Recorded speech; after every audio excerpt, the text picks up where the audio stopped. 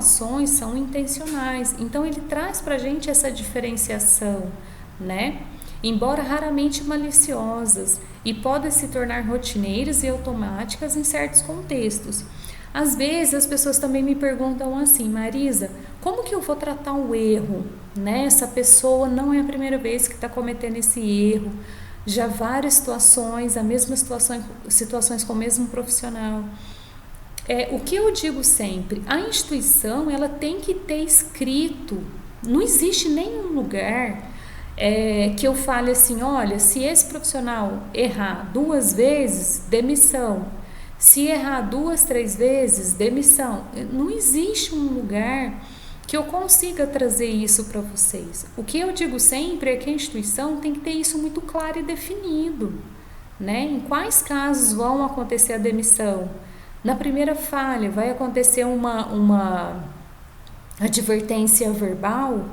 Vai ser uma advertência por escrito? Em quais situações que vai ter uma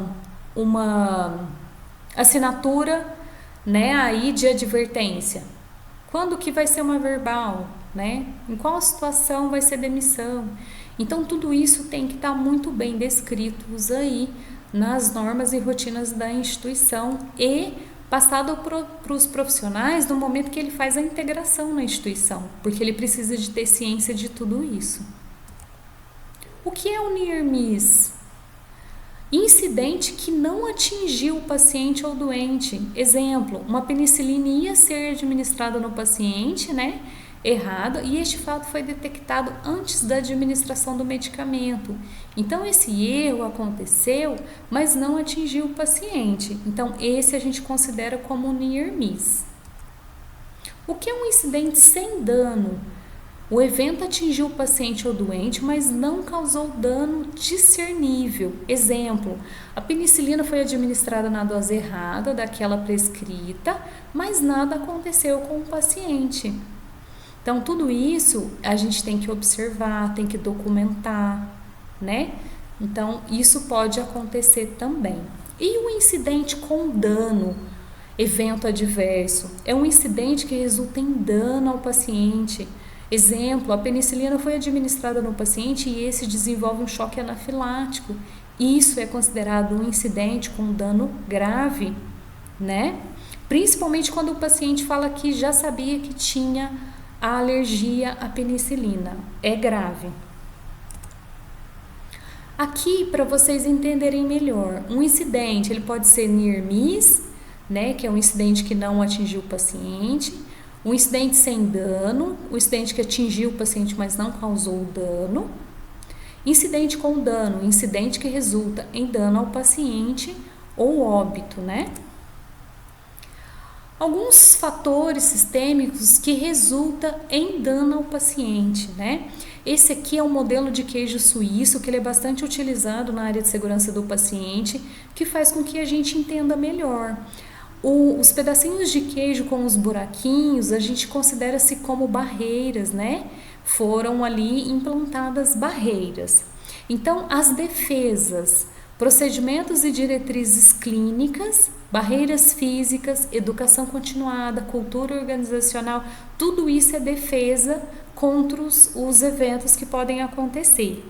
Quais são as falhas? Ausência ou não implementação de diretrizes clínicas, conhecimento inadequado e falta de oportunidade de formação, ausência de liderança definida, ausência de estrutura que promova a coesão nas equipes de trabalho, né?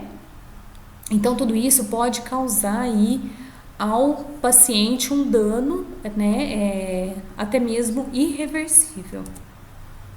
O fator humano, a minha parte qual que é a minha parte enquanto profissional, né? Evitar excesso de confiança na memória, né? Às vezes a gente sabe que às vezes a gente acha que a gente sabe, mas a gente não sabe. Então, evitar esse excesso de confiança, sempre conferir. Digo isso num protocolo de identificação de paciente, que é um dos protocolos iniciais que a gente tem na segurança do paciente, e até hoje a gente não se consegue cumprir a identificação do paciente. Sabe por quê? Porque as pessoas confiam no excesso, né, no excesso de confiança que elas têm ali, que aquela pessoa é aquela pessoa mesmo. E com isso, elenca aí um dos maiores problemas, né, que é os erros relacionados à identificação do paciente, que é nosso primeiro protocolo. Seguir a padronização de processos, protocolos e checklist. A gente precisa seguir a padronização, né? A gente precisa ter uma ordem. Dentro da indústria farmacêutica ou qualquer indústria de alta complexidade, é muito cobrado isso, né? Você seguir corretamente a padronização dos processos. Por quê? Para evitar algum problema lá na frente, né?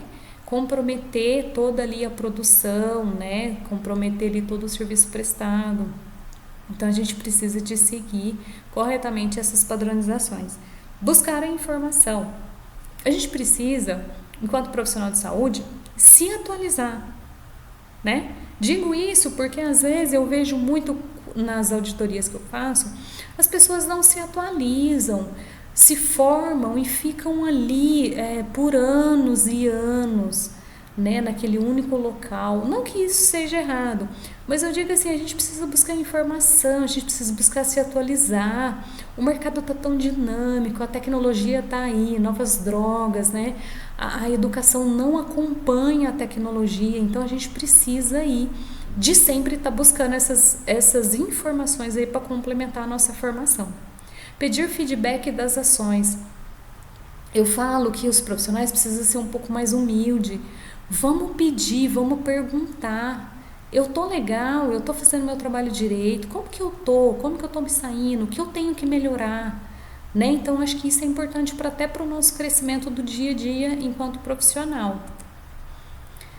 Bom, dentro daquela RDC 36 que eu mostrei para vocês, né, também tem as metas para a segurança do paciente, né? Tem lá definido vários protocolos, né, te direcionando o que você tem que fazer na sua instituição, como você vai implantar um núcleo e como que você vai trabalhar, né, aí com os protocolos básicos de segurança do paciente. Aqui eu peguei as 6 metas internacionais para a segurança do paciente para trabalhar com vocês nesse curso. Meta 1, identificação correta do paciente.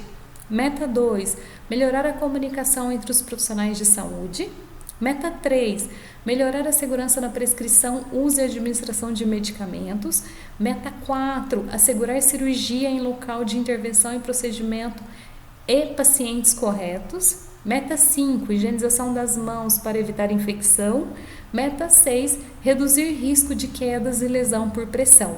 Vamos trabalhar em cima desses 6 protocolos. Então, aqui os protocolos básicos, né? Está nessa portaria que foi publicada em 2013, né? Que é a 1377 e a 2096 de 2013, que foi publicado os protocolos básicos para a segurança do paciente. Às vezes a instituição não sabe por onde começar, né? Então, a própria Anvisa, o próprio Ministério da Saúde divulga esses protocolos básicos. Só que às vezes as pessoas não sabem onde procurar esses protocolos. E aqui eu vou te ensinar, vou te ajudar e a gente vai montar junto esses protocolos básicos para a segurança do seu paciente na sua instituição. Então, terminamos esse primeiro módulo. Te espero lá no segundo módulo. Muito obrigada!